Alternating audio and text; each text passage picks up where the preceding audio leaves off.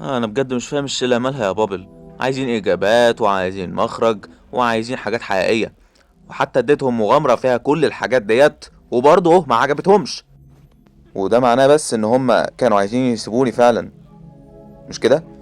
جايز هما بس بيكرهوا شكل وشك. يا عم ده انا حاولت اعمل لهم كل حاجه، ده انا تعبت في المغامرات دي كلها مخصوص عشانهم، ده انا حتى حاولت على قد ما اقدر اغير من شخصيتي على امل ان هم يفرحوا، بس برضه مفيش حاجه عجباهم. وحتى عملت كمان برنامج يعمل اجسام تحاكي ملفات عقولهم، لكن برضه مش عاجبهم اللي انا بعمله. انا بجد بس عايز افهم هم ليه مش عايزين يحبوني. هما بيكرهوك عشان وشك بيخوف. هما بيكرهوك.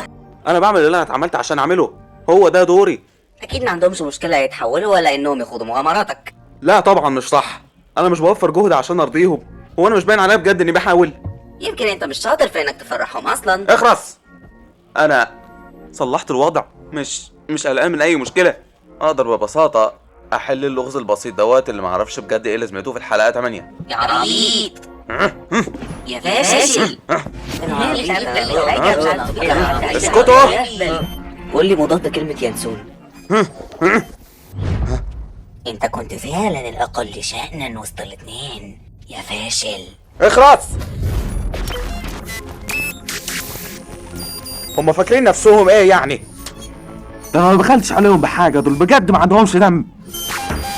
هم ما يعرفوش انا اقدر اعمل فيهم ايه. البشر مش شايفين حاجه غير نفسهم، مدللين. مش هسيبهم يتحولوا ولا هسيبهم يمشوا، انا مش هسمح لهم.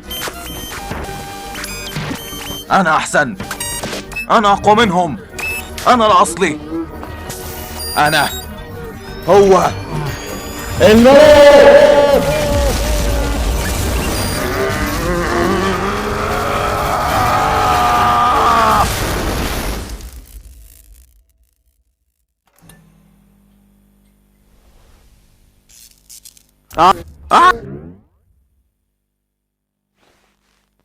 يا رب المشاهدين ما يكونوش بيضحكوا دلوقتي.